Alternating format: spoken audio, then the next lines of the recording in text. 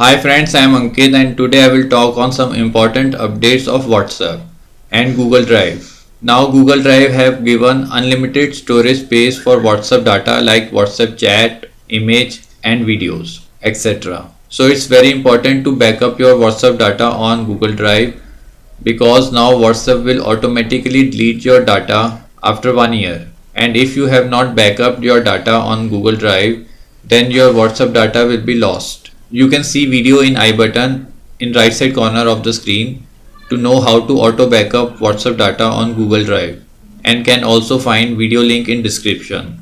I hope you like this video.